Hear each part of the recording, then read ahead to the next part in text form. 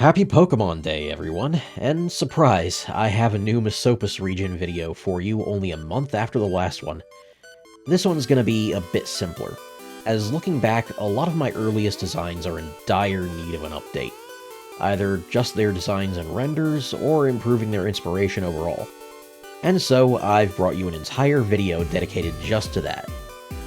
Now, my starters were already redone in a recent video. Find that linked below in the description. There's a few stragglers I couldn't find time to update, but that's one that needs a heavy rework.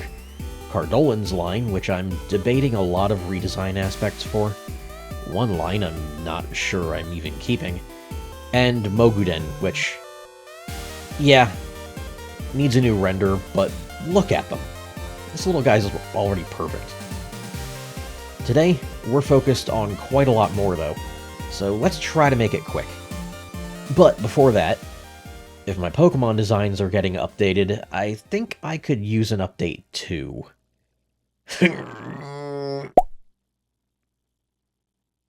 Yeah, that'll do.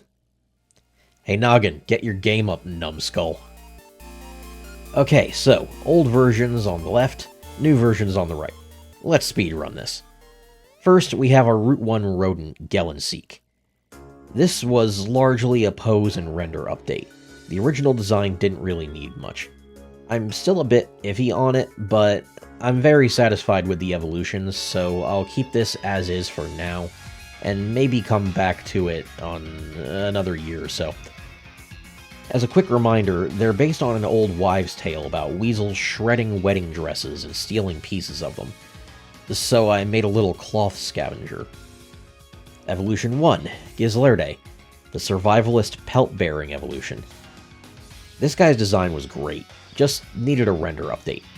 But I gave them a more interesting pose, gave Ice Gizlerde a big frozen fist to go full monkey mode on those Darmanitan powers, and repositioned the Go-Goat pelt to be sideways, putting both horns on one hand. It's still base Dark-type, with additions based on its pelts for Grass, Rock, Ice, Poison, and Water. If you don't recognize the Water pelt, don't worry, you'll see them later. For Evolution 2, we have Sanzelic, the urban trash fashion designer.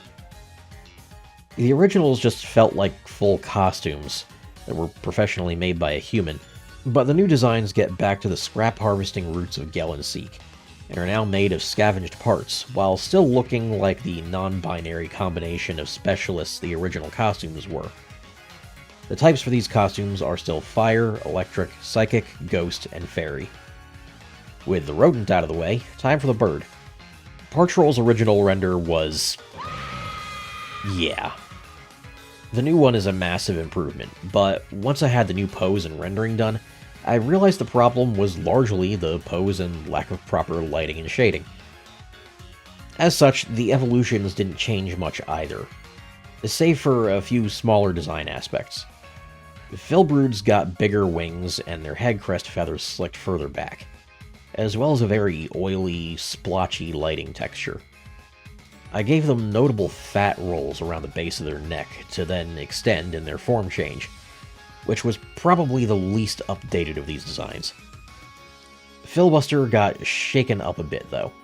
I made it look older and frumpier, showing off a bit more of its plumage, patterned more like a suit and tie, with a big unibrow and bigger fat rolls. Its rage form now also had much more logical wing designs, and feels less over-designed compared to the original. The type progression is still Flying Rock to Rock Dark, with mode changes to Rock Dark and now Dark Fire.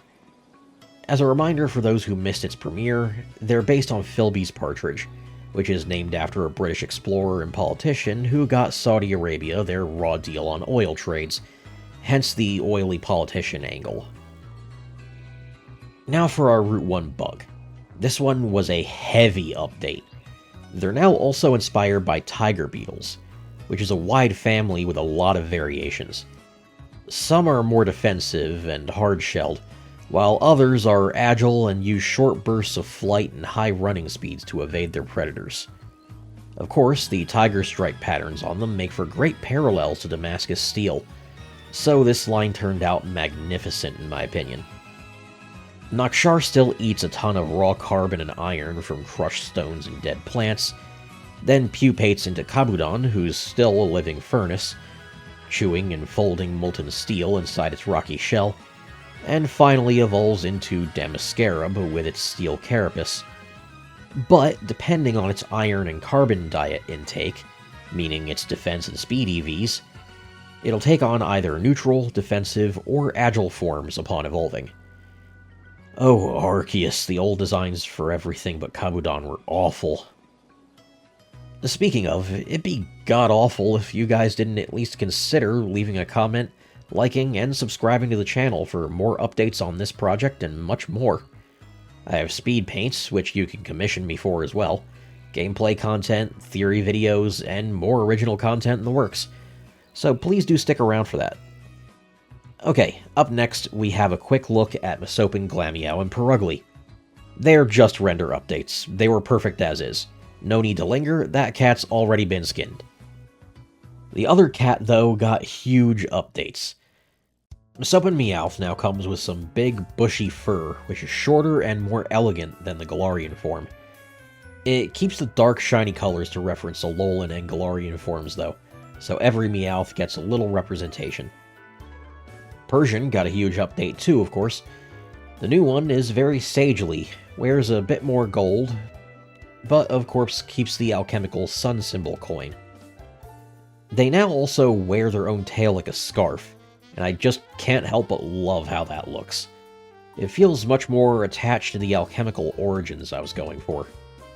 Quick recap, these guys are fire fairy type, based on an old legend about the Persian hero Rostam, who at one point saved an Islamic alchemist, who thanked him by using alchemy to combine starlight, fire, and smoke to make the first Persian cat.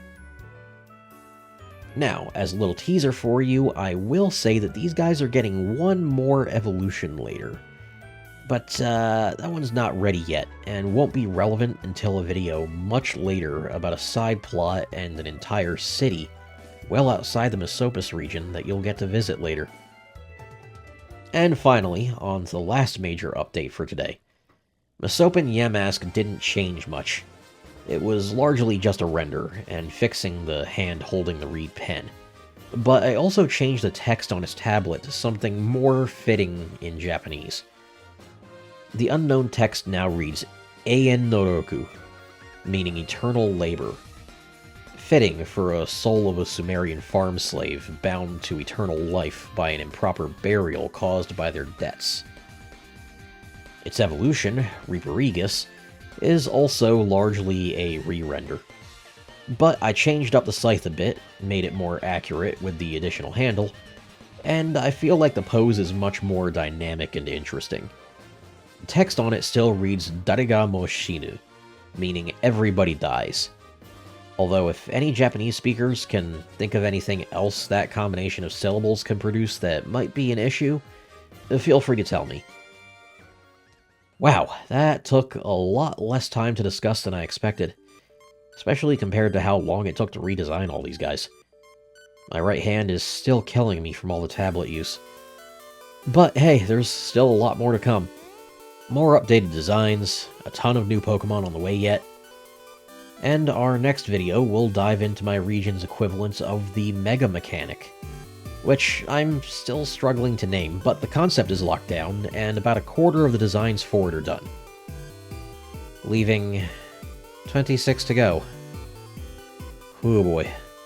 This one's gonna take a couple months. Well, back to Photoshop. After I give my hand a few days to rest. And hey, if you want more from me right away, my video for the Pokemon Presents today should be up pretty soon too. Well, for now, this is the Envoy of Kairos, signing out. Once again, remember to like, comment, and subscribe for more gaming, theories, speed paints, and Mesopas region content. Thanks for watching, guys, and happy Pokemon Day.